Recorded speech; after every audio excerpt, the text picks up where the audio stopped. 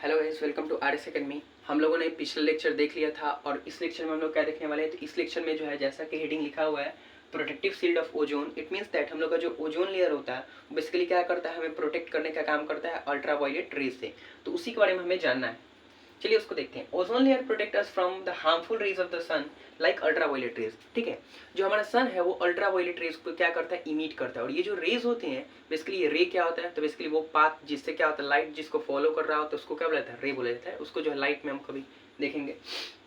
तो यहाँ पे हम लोग का जो अल्ट्रा वायलेट रेज होता है बहुत ज़्यादा हार्मफुल होता है। अगर हमारी स्किन के ऊपर आ गया तो हमें स्किन कैंसर हो सकता है। ठीक है, तो इसके कारण ये जो हार्मफुल रेज है उसको प्रोटेक्ट करने के लिए हमारे नेचर ने जो है एक प्रोटेक्टिव शील्ड को क्रिएट किया और उसी प्रोटेक्टिव शील्ड को जो है नाम दिया गया ओजोन। वहीं आगे बोल रहा है कि अगर हम क्या करेंगे, ओजोन को ऑक्सीजन को में ब्रेक डाउन करेंगे तो ये जो है कौन सा चेंज हो जाएगा, केमिकल चेंज हो जाएगा। यहाँ तक हम लोग का जो है, यहाँ तक हम लोग का बेसिकली प्रोटेक्टिव शील्ड ओजोन जो है क्या होता है, खत्म होता है। अब हम लोग जो है रस्टिंग ऑफ आयरन को डिस्कस करते हैं। ठीक है, रस्टिंग ऑफ आयरन। अभी रस्टिंग ऑफ आयरन क्या होता है, तो बेसिकली बोल रहा है कि किसी भी आयरन ऑब्जेक्ट को आप जो है एक कंसिडरेबल टाइम के तक क्या करेंगे, डैम्प एयर में जो है उसको क्या करेंगे, बाहर छोड़ देंगे। तो वो जो है उसके ऊपर ब्राउन कलर का फ्लैश की सब्सटेंस जो है वो क्रिएट होने लगेगा, जिसको हम लोग रस्ट बोलते हैं और उस प्रोसेस को बोला जाएगा रस्टिंग। ठीक है, when iron object is left in damp air for considerable time when iron object is left in a damp air for considerable time, then a brown flasky substance deposits on it called rust, and the process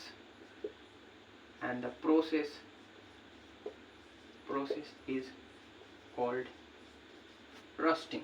ठीक है, अब इसका जो है यहीं पे हम लोग सिंबल भी देख लेते हैं कि कैसे जो है रिएक्शन होता है। तो मान लीजिए ये हम लोग का Fe क्या है, आयरन है। आयरन जो है वो क्या कर रहा है, O2 oxygen plus H2O water के साथ कंबाइन कर रहा है। तो वो बेसिकली किसका फॉर्मेशन करते हैं, Fe2O3 का। या तो हम इसको जो है आयरन ऑक्साइड बोलते हैं, आयरन ऑक्साइड, या फिर हम इसको फेरिक ऑक्साइड के नाम से भी जानते हैं। चलिए इसको जो है पूरी अच्छी तरीके से समझ लेते हैं कि रस्टिंग ऑफ आयरन क्या होता है। बोल रहा है कि कोई भी ऑब्जेक्ट जब क्या होगा, किसी भी आप आयरन ऑब्जेक्ट को ले लीजिए, आप जो है सिंपली एक कील को ले लीजिए और उसको जो है अपने छत के ऊपर रख दीजिए। ठीक है, उसको जो है बिल्कुल एक छत के ऊपर रख दीजिए और उसको जो है 10 दिनों तक जो है बिल्कुल आप उसको टच मत करिए, जहाँ पे वो है उसको वैसे के वैसे छोड़ दीजिए। ठीक है, मान लीजिए हम लोग जो है ये लिए हुए हैं 10 दिन। ठीक है, तो when iron object is left in a damp air for considerable time, तो वही मैंने भी बोला कि आप जो एक आयरन ऑब्जेक्ट लीजिए और उसको जो है छत के ऊपर रख करके भूल जाइए बिल्कुल 10 दिनों तक। ठीक है, 10 दिनों के बाद जब आप जो है उसको देखने के लिए जाएंगे तो क्या हुआ होगा, then a brown flash substance called rust deposit on its called rust. तो बोल रहा है कि जब आप जो है उसको 10 दिनों के बाद जो है देखने के लिए जाएंगे तो उसके ऊपर जो है एक ब्राउन कलर का फ्लैश की सब्सटेंस जो है डिपॉजिट हो गया होगा और उस ब्राउन कलर के फ्लैश की सब्सटेंस को क्या बोला जाता है, रस्ट बोला जाता है। ठीक है, और वो जिस प्रोसेस से बेसिकली डिपॉजिट हुआ होगा उस प्रोसेस को बोला जाता है रस्टिंग। यहाँ पे जाइए, ये जो Fe है ये जो है आयरन का सिंबल है, O2 जो है ऑक्सीजन का सिंबल है। ठीक है, H2O जो है हम लोग के वाटर का सिंबल है। तो बोल रहे हैं कि ये तीनों चीजें जब क्या करती हैं, आपस में रिएक्ट करती हैं, तो वो फॉर्मेशन किसका करती है, Fe2O3 का, जो कि किसका केमिकल फार्मूला है, जो कि हम लोग का इसका रस्टिंग का केमिकल फार्मूला है। इट मीन्स दैट जैसे ही अब आप जो है उस कील को उठा करके लाएंगे उसके ऊपर ब्राउन कलर का फ्लैश की सब्सटेंस डिपॉजिट हो गया होगा, और ब्राउन कलर का फ्लैश की सब्सटेंस डिपॉजिट हो गया, इट मीन्स ये समझ जाइए कि आपका जो आयरन है वो ऑक्सीडेशन कर चुका है, ऑक्सीजन के साथ रिएक्ट कर चुका है, और ऑक्सीजन के साथ रिएक्ट करके और बेसिकली ऑक्सीजन और वाटर के साथ रिएक्ट करके वो जो है आयरन ऑक्साइड का फॉर्मेशन कर चुका है। ठीक है, यहाँ तक हम लोग जो है अब देख लिए। अब हम लोग क्या देखते हैं कि इसके लिए जो हम लोग का रस्टिंग ऑफ आयरन है उसको कौन कौन सी नेसेसरी कंडीशंस हैं जो चाहिए ताकि रस्टिंग ऑफ आयरन हो सके, ठीक है। या फिर हम लोग जो है कैसे आखिर हम वहाँ पे कील को रखे, तो कैसे जो है हम लोग का जो कील है वो रस्ट मतलब उसमें रस्ट पकड़ लिया, उस चीज़ को हम लोग देखते हैं, ठीक।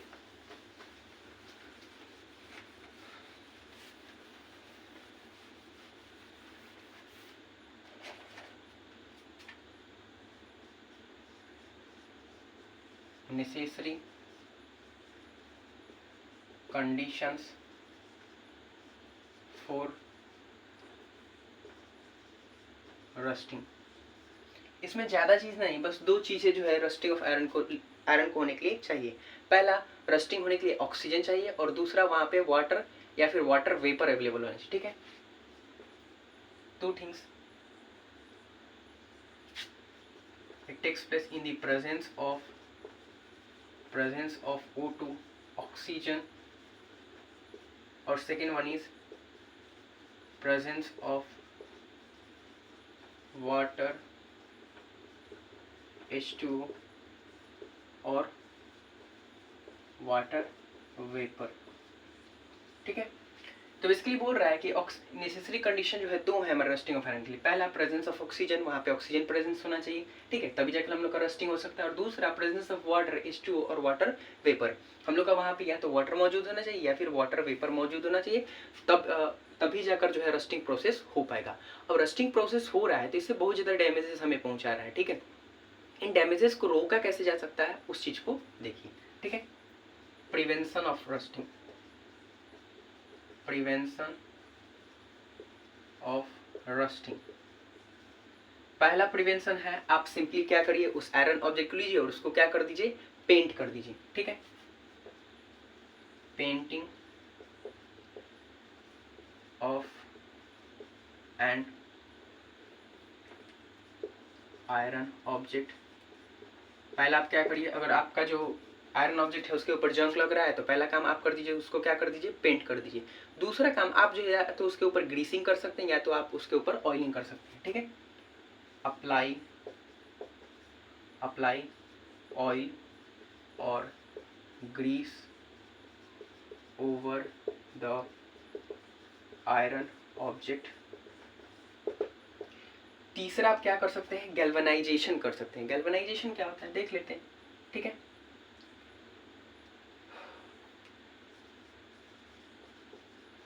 गैल्वेनाइजेशन, अभी गैल्वेनाइजेशन क्या होता है, तो बेसिकली गैल्वेनाइजेशन एक प्रोसेस होता है जिसमें हम लोग क्या करते हैं, आयरन के ऊपर जो है पतला जिंक का कोटिंग चढ़ा देते हैं। नहीं समझ में आया होगा, आप जो है सोनार के पास कभी ना कभी गए हुए होंगे तो आप जो है ये सुने होंगे कि सोना का पानी चढ़ा दीजिए, ठीक है। तो पानी का मतलब क्या होता है, वो बेसिकली क्या करेगा, सोना का एक पतला सा लेयर जो उसके ऊपर चढ़ा देगा, जिसके कारण जो भी आप सिल्वर का ऑब्जेक्ट लेके गए हैं या फिर कोई और ऑब्जेक्ट लेकर गए हैं वो बिल्कुल सोना की तरह क्या करने लगेगा, बिहेव करने लगेगा। इट मीन्स जो है सोना की तरह दिखाई देने लगेगा, ठीक है, उसका अपीयरेंस हो जाएगा। ये गैल्वेनाइजेशन क्या होता है, गैल्वेनाइजेशन एक प्रोसेस होता है, the process of coating of zinc on an thin coating, ठीक है, यहाँ पे thin coating of an zinc on an iron object,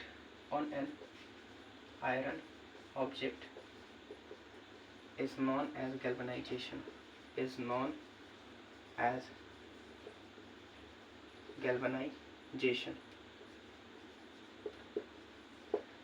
ठीक है। तो ये हम लोग का क्या हो जाएगा, गैल्वेनाइजेशन हो जाएगा। अगर और मेथड का बात करें कि और हम लोग के मेथड कौन कौन से हो जाएंगे जिससे हम क्या कर सकते हैं, रस्टिंग को बेसिकली जो है प्रोटेक्ट कर सकते हैं, तो लेयर ऑफ क्रोमियम, ठीक है, अप्लाई लेयर ऑफ क्रोमियम, ठीक है। तो ये सारे हमारे कुछ मेथड्स हो गए बेसिकली जिस तरीके से जिससे हम लोग क्या कर सकते हैं, हमारे आयरन ऑब्जेक्ट को जो है रस्टिंग से प्रोटेक्ट कर सकते हैं। इट मीन्स उसको जो है रस्ट लगने से क्या कर सकते हैं, बचा सकते हैं। अब हमें कुछ केसेस देखना है कि अच्छा आप बताइए कि हम लोग को जितने भी शिप्स होते हैं, हम लोग जो है कल 9th क्लास में बात कर रहे थे, बेसिकली जब हम लोग ये इंडिया के बारे में पढ़ रहे थे तो वहाँ पे हम लोग ये देखे थे कि हम लोग का जो बेसिकली मेजर जो सामान होता है वो कहाँ से आता है, अभी वाटरवे से। या फिर आप लोग जो है सोशल साइंस में इसको पढ़े होंगे बेसिकली मीन्स ऑफ ट्रांसपोर्टेशन। तो मीन्स ऑफ ट्रांसपोर्टेशन में जो है आप लोग 4 तरीके का ट्रांसपोर्टेशन पढ़े होंगे, वाटरवेज, एयरवेज, ठीक है, लैंडवेज और रेलवेज। तो वहाँ पे जब आप लोग बेसिकली वाटरवेज को पढ़ रहे होंगे तो वाटरवेज में आपको जो है बेसिकली बड़ी बड़ी शिप्स के बारे में पढ़ने को मिलेगा। तो आप लोग ये भी जानते हैं, नॉर्मली हर कोई जानता है कि वो जो शिप्स हैं वो मोस्ट ऑफ द टाइम अपना कहाँ पे स्पेंड करती है, तो मोस्ट ऑफ द टाइम वो स्पेंड करती है वाटर में। तो क्योंकि अपना वो most of the time spend कर रही है वाटर में, तो उस पर जो है रस्टिंग और तेजी से चढ़ता है। तो उसी चीज को हमें जो है देखना है। ठीक है, इसको अरेंज करते हैं।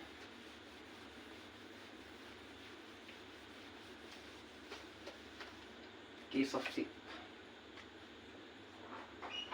The case of ship. एक नाव का एग्जांपल ले लीजिए। तो मान लीजिए कि ये वाली हम लोग की बड़ी सी एक नाव हो जाएगी। ठीक है,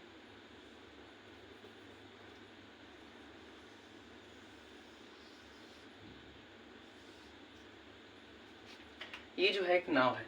ठीक है, और एक और चीज जान जाइए आप लोग कि जो सॉल्ट होता है वो क्या करता है, बेसिकली रस्टिंग प्रोसेस को क्या कर देता है, इंक्रीज कर देता है, बढ़ा देता है। और क्योंकि हमारी जो नाव होती है मैक्सिमम कहाँ पे चलती है, सी में ही चलती है, समुद्र में चलती है, और समुद्र का जो पानी होता है वो खारा होता है due to the presence of salt.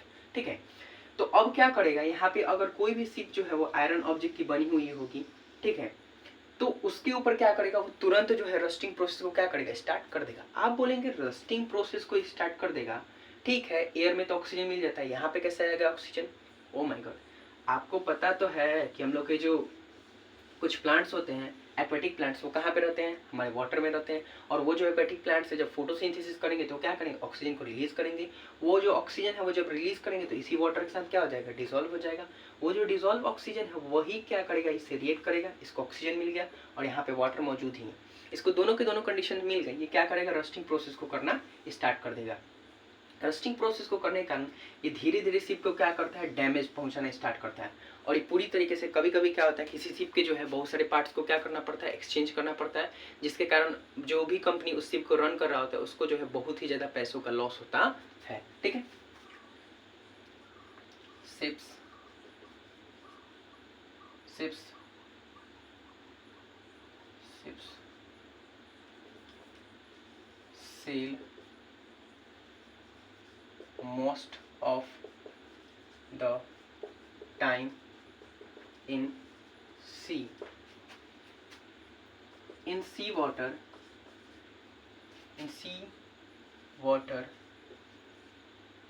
salt is present in large amount which can increase the rate of rusting,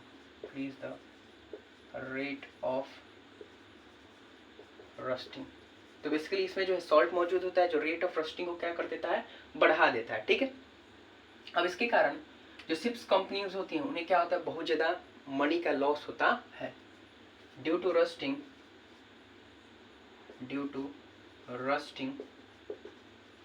many parts of the ships should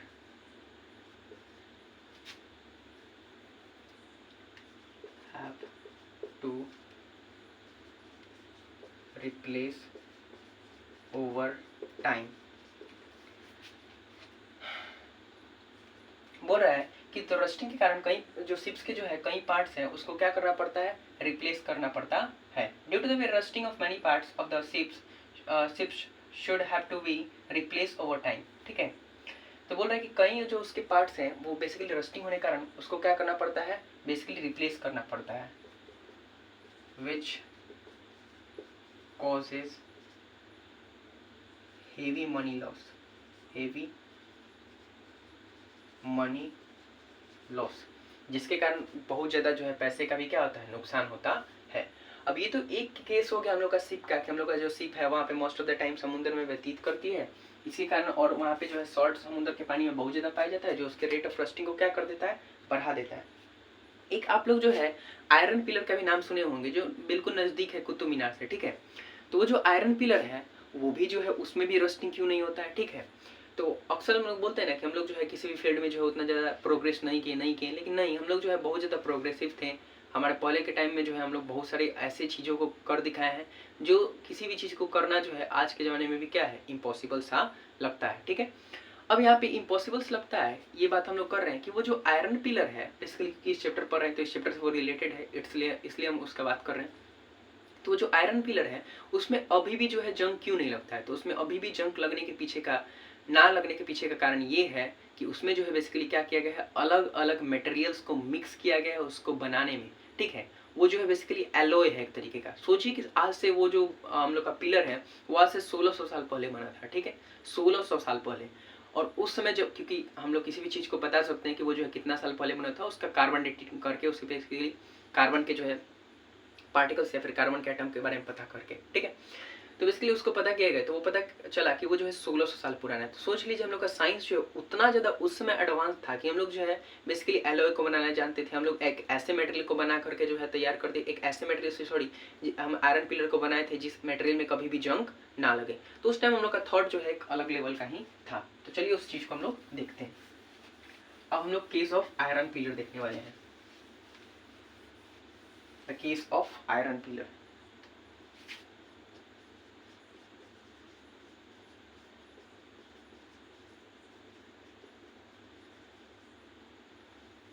iron pillar का केस, तो ये हम लोग का हो गया आयरन पिलर, मान लीजिए।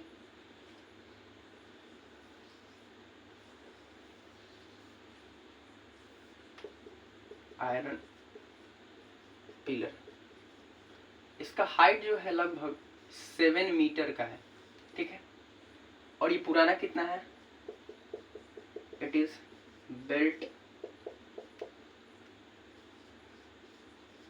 Before 1600 years ago. तो ये जो पिलर है वो लगभग 1600 साल पहले बनवाया गया था। ठीक है, अब इसमें जंग क्यों नहीं लगता है, it is the mixture of, it is made by the mixture of different materials that prevents this pillar from being rusted। तो बेसिकली ये जो पिलर है उसको जो है कई मिक्सचर ऑफ मटेरियल्स के थ्रू क्या किया गया था, बनाया गया था, जिसके कारण ये जो पिलर है उसमें आज भी जो है वो जंग नहीं लगता है। ठीक है, अब हम लोग का ये जो है आयरन पिलर का भी केस हो जाता है। अब हम लोग जो है एक लास्ट केस क्रिस्टलाइजेशन को देख लेते हैं। ठीक है, कि क्रिस्टलाइजेशन क्या होता है हम लोग का, उसके बाद हम लोग का ये चैप्टर समाप्त हो जाएगा। ठीक है,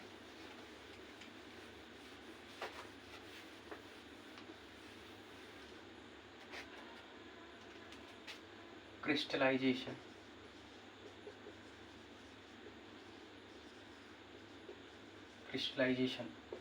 क्रिस्टलाइजेशन एक प्रोसेस होता है जिसमें हम लोग हॉट कॉन्सेंट्रेटेड सॉल्यूशन को या फिर हॉट कॉन्सेंट्रेटेड सब्सटेंस को बेसिकली क्या करते हैं, कूल डाउन करते हैं टू फॉर्म क्रिस्टल, और उसी प्रोसेस को बोला जाता है क्रिस्टलाइजेशन। ठीक है, उसको देखते हैं। The process of cooling hot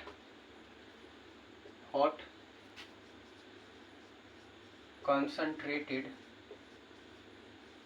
substance to form crystal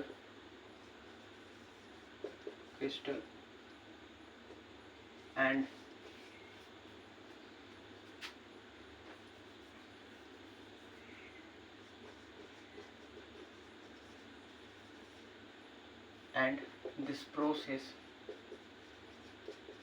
this process is known as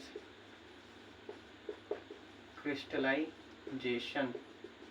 ठीक है, इस प्रोसेस को क्या बोला जाता है, क्रिस्टलाइजेशन बोला जाता है। ठीक है, बोल रहा है कि जब भी हम क्या करेंगे, हॉट कॉन्सेंट्रेटेड सब्सटेंस को बेसिकली क्रिस्टल बनाने के लिए उसको क्या करेंगे, कूल डाउन करेंगे, तो उस प्रोसेस को क्या बोला जाता है, क्रिस्टलाइजेशन बोला जाता है। ठीक है, अब क्रिस्टलाइजेशन करने के पीछे का कारण क्या है, तो बेसिकली हम लोग जो है जब क्या कर रहे थे, हम लोग जो है सिंपली जो है सॉल्ट को सेपरेट कर ले रहे थे। किस मेथड से, तो सॉल्ट को सेपरेट कर रहे थे हम लोग जो है सी वाटर में से इवेपोरेशन मेथड से। बेसिकली हम क्या कर रहे थे, तो वहाँ पे बेसिकली हम लोग जो है सी वाटर को जो है सन के हीट में जो है उसको छोड़ देना था, सन के हीट में जो है या फिर सी के वाटर को जो है छोड़ देना था, तो उसमें जितना वाटर मौजूद था वो तो इवेपोरेट हो जा रहा था और लास्टली हम लोग का जो सॉल्ट है वो क्या हो जा रहा था, कलेक्ट हो जा रहा था।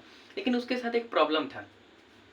प्रॉब्लम क्या था, तो प्रॉब्लम ये था कि बेसिकली हम लोग जो सॉल्ट को वहाँ पे रख दिए थे, तो कुछ ऐसे भी पार्टिकल्स होते हैं जो क्या होते हैं, सॉल्यूबल होते हैं, जो सॉल्ट के साथ क्या हो जाते हैं, मिक्स हो जाते हैं। ठीक है, तो अब उस पार्टिकल को जो है बेसिकली कैसे सेपरेट करें, तो बेसिकली उसको जो है क्रिस्टलाइजेशन मेथड से क्या किया जाता है, सेपरेट किया जाता है। ठीक है, क्रिस्टल के फॉर्म में उसको जो है बनाया जाता है। ठीक है, तो हम लोग का क्रिस्टलाइजेशन में क्या होता है, बेसिकली हम लोग जब हॉट कॉन्सेंट्रेटेड उसको जो है बिल्कुल क्या कर देते हैं, गर्म कर देते हैं, और गर्म करने के कारण जितने उसमें से इनसॉल्युबल पार्टिकल्स होते हैं वो क्या होते हैं, वो बेसिकली डेड हो जाते हैं। ठीक है, या फिर वो खत्म हो जाते हैं, और उसका फिर हम उसको क्या करते हैं, क्रिस्टल फॉर्म में बना देते हैं, और जिस प्रोसेस को क्या बोला जाता है, क्रिस्टलाइजेशन बोला जाता है। यहाँ पे हम लोग का ये जो चैप्टर होता है वो क्या होता है, समाप्त होता है। नेक्स्ट लेक्चर में किसी और चैप्टर को हम लोग क्या करेंगे, डिस्कस करेंगे। अगर आपको कोई भी क्वेरी है किसी चैप्टर से रिलेटेड, चाहे आप जो है किसी क्लास का हो, ठीक है, 9, 10, 7, 8, 6 जो भी क्लास का हो, तो आप जो है उसका क्या कर सकते हो, उस टॉपिक को जो है बेसिकली मेंशन कर सकते हैं, और नेक्स्ट लेक्चर में पॉसिबिलिटीज़ रहेगी कि आपका जो डाउट टॉपिक है उस पर जो है आपको लेक्चर मिलेगा। Thank you.